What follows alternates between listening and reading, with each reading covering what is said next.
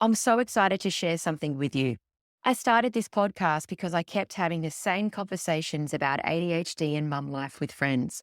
But then after I started the podcast, the same requests for more information in writing kept popping up in my DMs and Facebook group. That's why I created the ADHD Mums Shop, a place where you can grab the answers to your biggest questions. These guides are straightforward, no fluff, no upsells, no one-to-one, no courses, just the answer to your question that you're asking. If you want a topic added, shoot me an email. Jump in and check it out. Hello and welcome back to ADHD Mums. This is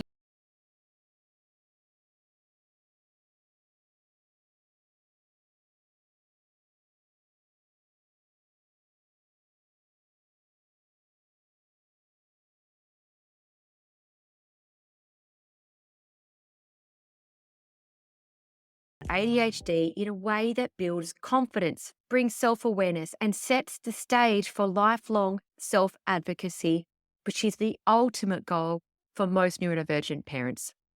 Here's the thing. The conversation, it's not just about ADHD. It's not about neurodiversity. It's not about the label. It's about connection. It's about showing your child that their brain isn't something that needs to be fixed or hidden. It's something that needs to be understood and celebrated. So if you're feeling unsure or you're terrified about this conversation, you are in the right place. And I was in that place too. By the end of the episode, you will have practical strategies, confidence, and insights. And most importantly, the reassurance that you are not alone in this and you can do it. This episode is perfect for mums who have started explaining ADHD to their kids, or they're thinking about starting to explain ADHD or another neurodiversity to their kids. But they want to be sure of what they're saying and they want tools to refine the conversation. Stick around because then at least you know what it is that you're saying when you make the decision as to whether you will disclose yet.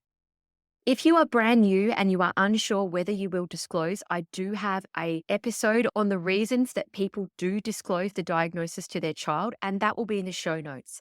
So go back and check that out if you haven't seen it yet. Now, my kids love knowing the why behind ADHD and other neurodiversity. They really don't do much without me explaining why. I remember my youngest child, we had so much issues with him, toilet training. We had OT, psychs, PED, everything. And at the end of the whole thing, what worked? I showed him a YouTube video about the digestive system and what happens if you don't poo it out in a toilet. If you keep holding it in, what happens? And actually, to be honest, he suddenly seemed to be a lot more invested in spending the time to go to the toilet. He thought it was a waste of time. When I explained the why and he saw it for himself, he suddenly was like, okay, well, I need to spend a few minutes sitting on the toilet. So instead of getting frustrated with the whys, use the opportunity to explain executive function for a moment, explain digestive system, explain why if your child finds going to the toilet takes too much time or they don't wash their hands, they don't brush their teeth because it's too boring, explain to them executive function and ADHD and why. See the light bulb go up in their eyes and it reminds you of how empowering it is for the kids to understand their brain. Now, I wasn't always invested in having this conversation either.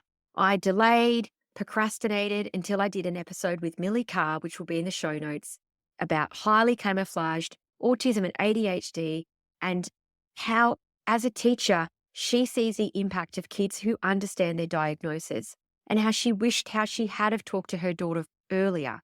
That, for me, pushed me to have that conversation, which absolutely opened my daughter's eyes and mine and connected us at a deeper level. But if you're feeling stressed, overwhelmed, and a bit worried about this, that's totally normal. And these conversations can feel really tricky. You might be worrying about overloading a child with information, or maybe they're already struggling. How do I make it positive without making it too positive? But I don't want to make it too negative. If you're feeling uncertain, that's really normal. And this is why we're breaking it down. If you are still processing your child's diagnosis or your own, you may feel really unprepared, and that's okay. Just start with where you are.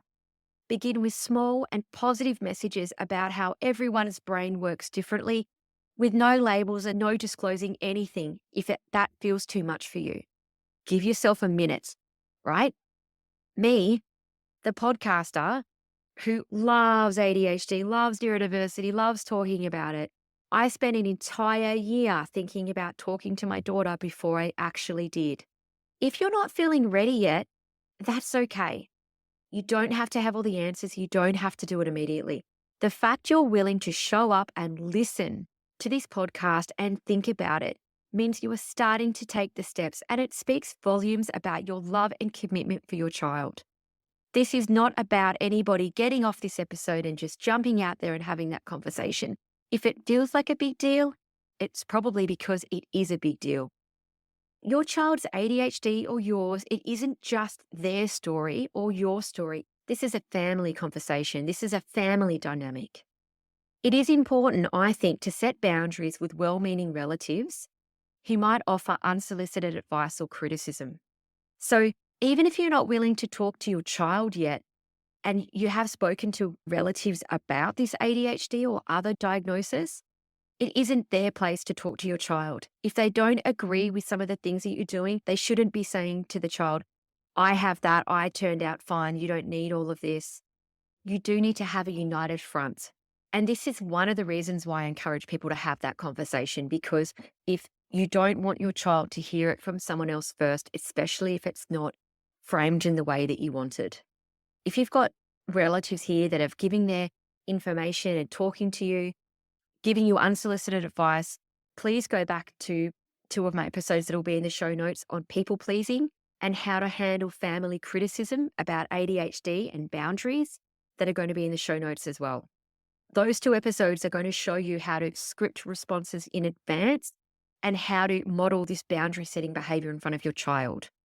So first off, even if you're not willing to speak to your child yet, you may look at other members in your family that you can begin to just flex in the muscle of saying the words ADHD, talking about it, and getting some support. I would definitely start with supportive family members.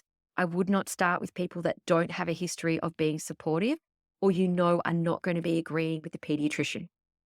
So if we look at a bigger picture for a moment, we are going to be highlighting that ADHD or autism, whatever it is a part of who you are, but it's not all of who you are. And you want to be normalizing neurodiversity as a whole. Just try and normalize it. This isn't a dirty word. This isn't shameful. One of my really pet hates is when a family member passes away and then no one says their name again. Like after the funeral, it's like everyone's too scared to say the name for fear of anybody feeling sad. So this is a part of a conversation that needs to be ongoing. And you want to be sharing how every brain is unique and valuable. Everyone's working on something. I always talk to my kids about how they have different challenges. One won't go to bed, one won't eat different food, and one can't get ready on time. And yes, 2 of them can do that thing easily, but one of them finds it impossible. And that's because everyone's different. So think about the way you explain it in terms of empowering them. You can explain ADHD that the brain works differently. Sometimes I need extra time with things, but other things I'm really good at. So if you think you may be neurodiverse yourself, it's a great time to share that. It's a great time to say, look, my brain works like that too. And this is what happens to me. Also, I always tell my children that ADHD is nothing to be ashamed of. This isn't a private conversation that you can't disclose to others, especially for my daughter who's 9 and they are all talking about their acronyms at school. It's nothing to be ashamed of, but maybe think about telling people that you trust. So talk to them about when and how to share. Would you tell a bully or someone that you don't like that you have ADHD? Probably not. But if someone asked you, it's not something to be ashamed of. They may have it too. You may like to explain a tool. So for example, framing medication as glasses for the brain helps kids understand what the medication does. Let's say, for example, someone sees fine, but when they go to read, they actually need to put on glasses. That's what it's like for you at school if you're not interested in something or you're getting ready for school. You've got to put glasses on for the brain, which is the medication that you're taking, if that's what you choose. You may need to look at your family languaging, replacing your being disruptive with, it looks like your brain might need a break. So we want to be really looking at those negative labels that sometimes people talk about and look at another way to frame them differently. I always say to my kids, I know you don't want to go to bed because you never want to go to bed and you're never going to feel tired. So if we wait for you to feel tired, you're probably never going to feel tired. But I'm telling you, it's bedtime. People with brains like ours never want to go to bed, but yet we have to. It does feel boring. You're right. One of the reasons that I think this podcast is popular is because it's validating. It's validating your experience. So let's validate our kids' experience. If they're feeling like taking off their clothes and having a shower and putting it in the clothes basket and doing all those simple chores that should come easily is hard, it probably is because it is hard. I struggle to do the washing. I struggle to do the dishes. I never feel like doing it.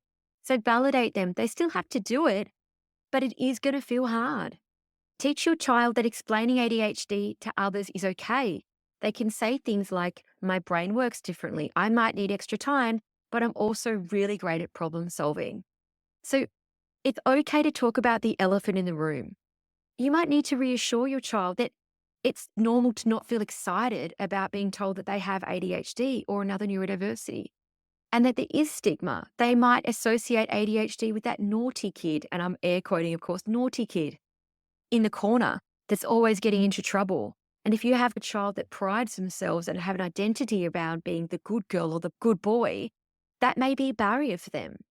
I always like to share personal stories about times that I've struggled and how I've worked through it.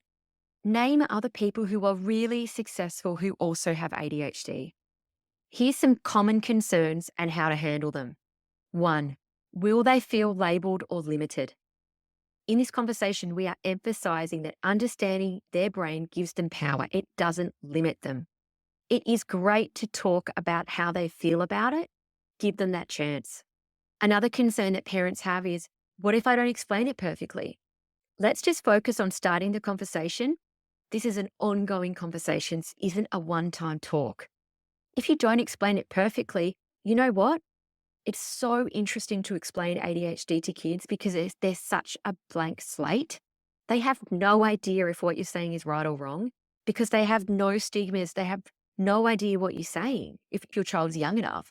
So if you make a mistake, they 1, don't know, and 2, you can correct it later.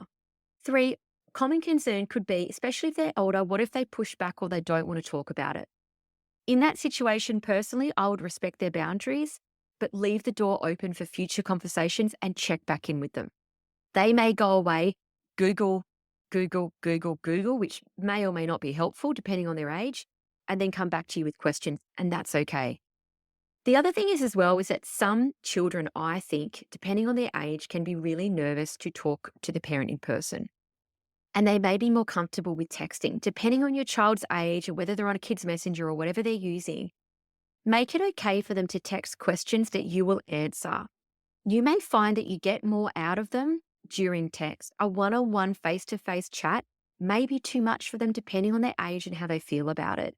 I noticed a friend said to me the other day that their child that's not even that close to this particular auntie, this child keeps texting the auntie all of these questions about the female body and getting her period. And the mummy's like, I don't know why she doesn't talk to me about it because I offer. But I said, have you thought that maybe it's the texting that your daughter likes? It's actually not that they don't want to talk to you. It's because it's always in person. And she's like, oh my God, that's a good point. So they've actually got a text conversation. And the mum has said to the daughter, what happens in the text stays in the text. I won't talk to you about the text stuff in person. And that has meant that their daughter has actually started texting her mum. So just remember that if you're feeling stressed and a bit nervous, it's okay. This is about progress, not perfection, and every small step matters. Okay, finally, we're going to get to the how.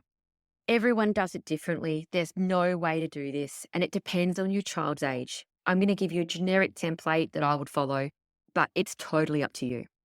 1, I like to start with the brain's operating system.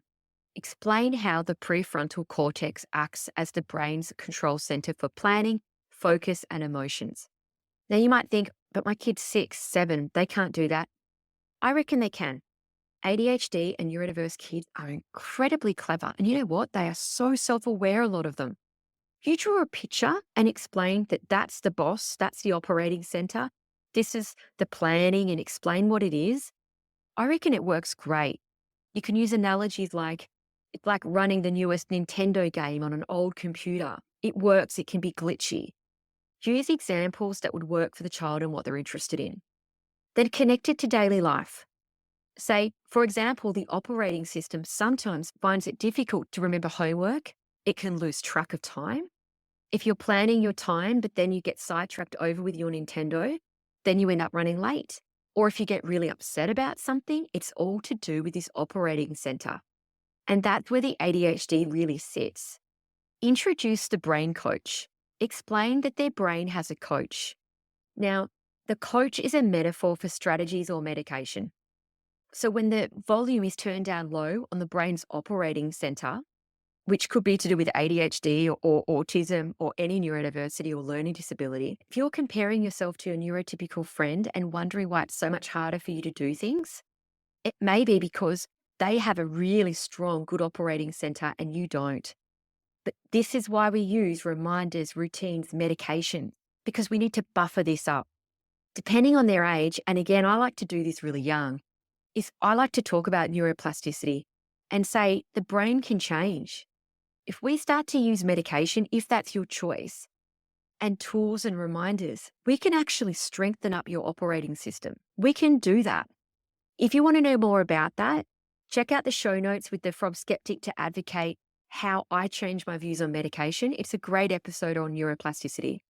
Also, we want to balance the narrative. Okay, we don't want to make this too positive because it's not all positive, but we don't want to make it so challenge driven that it's depressing. Okay, we've got to go both ends.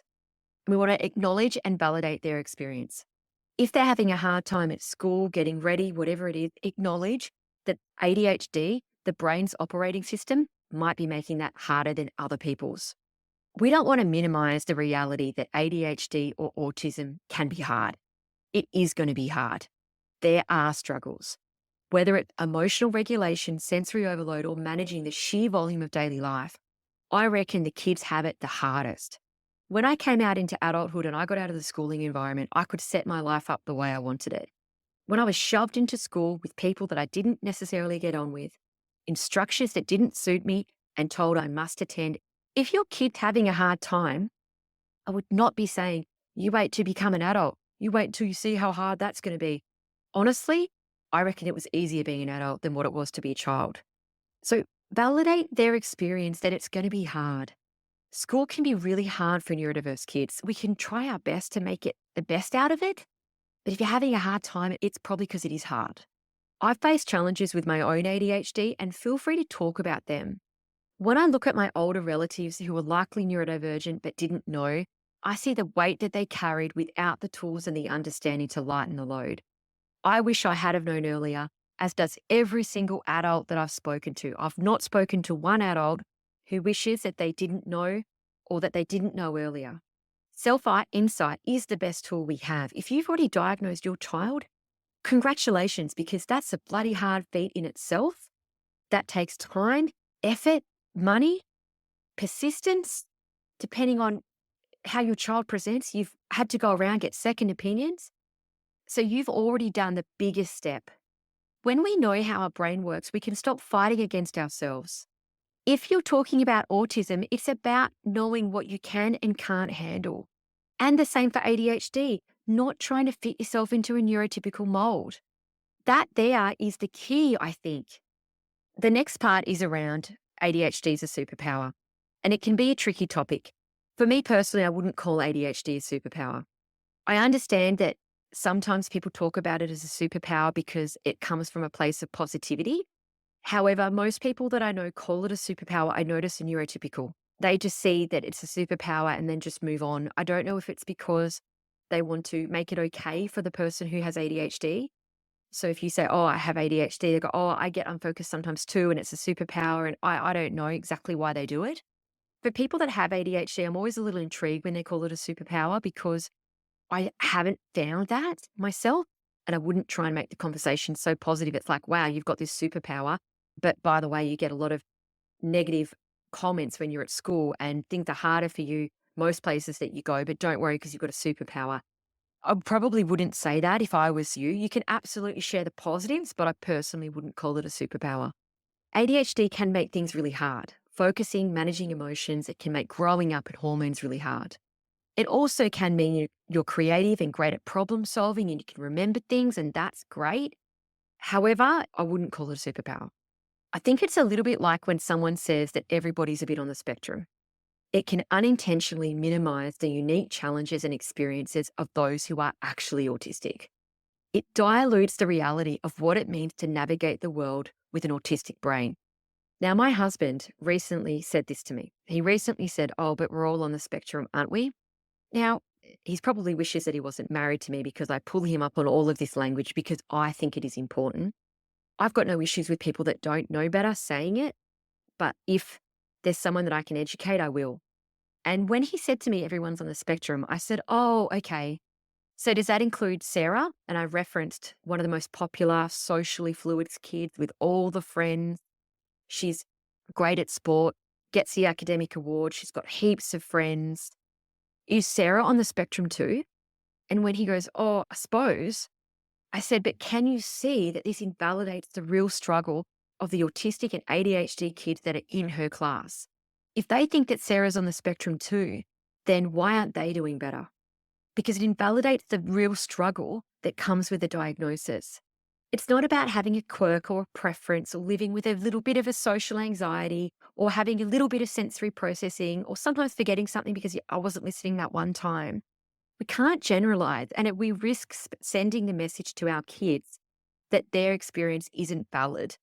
And that can be really hard because we don't want them to feel dismissed or misunderstood. So for me, neurodiversity is a real and specific thing. It's not just a catch cry for being a bit different. I don't think we should include ADHD as a superpower or everyone's on the spectrum in a way to make it okay for our kids. There's other ways to make it okay. There's other positives, yes, but I don't think we should invalidate their struggle. Depending on your child's age, you can talk about science at their level. You could talk about dopamine and why focusing feels harder, why you're chasing exciting things, why you might like the kids at school that have got stuff happening, while you might like, BMX riding or other sports that are really exciting. You might talk about executive function as being a team of helpers that manage tasks like planning and focus. You might talk about ADHD that makes teamwork a bit harder, a bit slower, but let's train that team to be better. My kids love knowing why, and I find neurodivergent children to be so self-aware. They love the why. So don't just assume your child won't get it. Explain it to them, draw a picture, show them a YouTube video, and just see where they're at.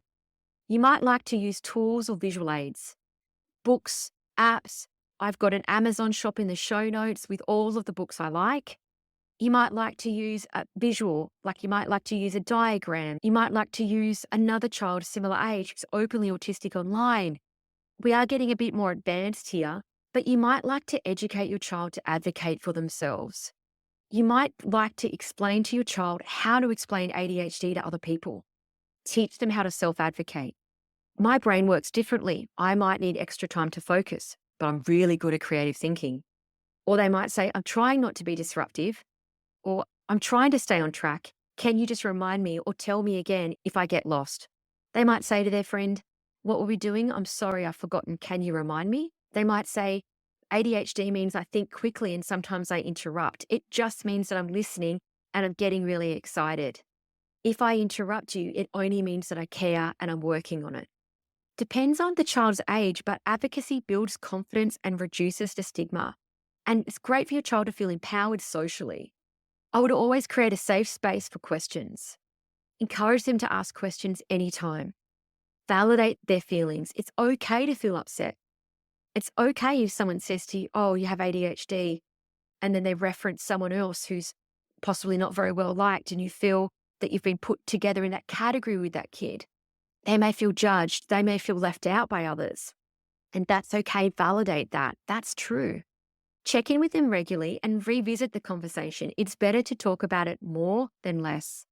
Sometimes children and people with ADHD or other neurodiversities worry about being different or bad, especially if you've got a teen, all they want to do is fit in. Challenge the negative self-talk with other ways so you can teach them to reframe it. Instead of saying, "I always forget things," you could say, "I'm just working on remembering things better." Think about the languaging, and that's okay. You can celebrate progress. You can highlight the wins, no matter how small. Even if developmentally they should be, hear the should, way ahead, and they're not.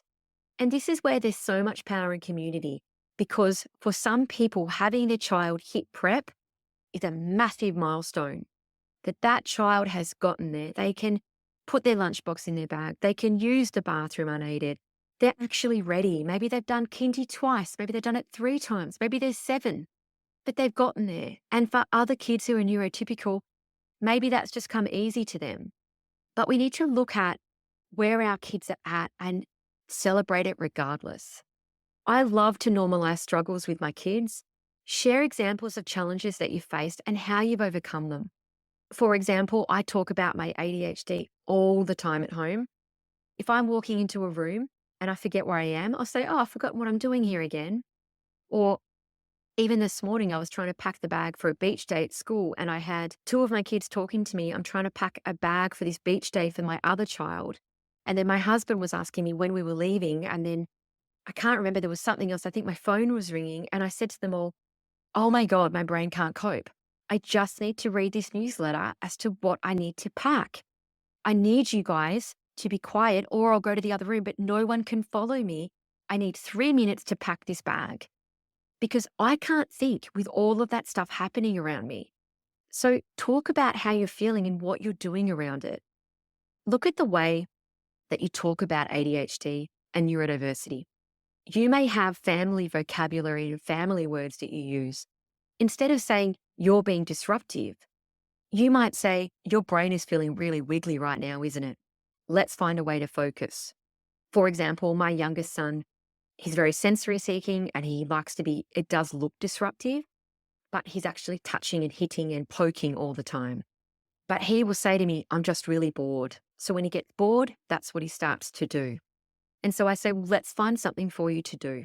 What can you do? And I set up little stations around the house of things that he could do if he's bored. So being bored is like, he might be bored in like 1 second, like he's just finished doing something now and suddenly bored and he goes straight to touching, irritating people, which is basically being disruptive, right? I don't call it disruptive. He calls it being bored. And so I find him things to do and show him how to go to a positive task. If you want to play with your brother or sister, don't poke them and annoy them. Ask them to play with you. So find this skill gap and talk to them about that. I know that you feel bored in 1 second. That's because you don't have enough of a particular chemical in your brain, or that's because you constantly need things to do. That's okay. So think about your language with like, not you're always forgetting things. Think about what strategy can we use to get your brain to remember next time. Positive language has the most positive understanding and collaboration. If we can change our language, we can often change the attitude. I always say to my kids, I wouldn't know what to do with a neurotypical child. I'd be so confused. What if they didn't have any interests that overtake our entire life? You know, my daughter always says to me, "Oh, I feel so bad for people that can't remember animal facts." So talk about how great it is that you have a neurodiverse family and how much fun it is. Because you know what? Neurodiverse people are fun. Whenever my husband and I mention people that we don't like or maybe we didn't warm up to straight away, we always have a bit of a laugh and go, oh, there must be those neurotypical people. So when you're looking at your social circle, you may find that you've got a lot of neurodiverse people in there. And if that's the case, that's a great support system for you. Let's pause because I just want to make sure that you know that this is a big deal. Explaining ADHD or a neurodiversity to your child is no small task. It takes courage, effort, emotional energy. If you feel overwhelmed and unsure, that's okay. It's okay to feel sad that your child faces extra challenges. These feelings don't mean that you're doing anything wrong. They actually mean that you care deeply. But this isn't just about explaining ADHD. It's also about building connection, trust, self-acceptance. It's about laying the foundation for your child to see themselves as capable and worthy exactly as they are. If this episode resonated with you, I've created a resource called A Child's Diagnosis, A Mum's Guide to Support and Helping Others Get It. It's written by me. It's packed with tools, tips, and strategies to make the conversations easier. There's no upsell, no one-to-one, no group community, nothing else to buy. When you buy it, you get the entire answer in one book. You can find it in the ADHD Mums shop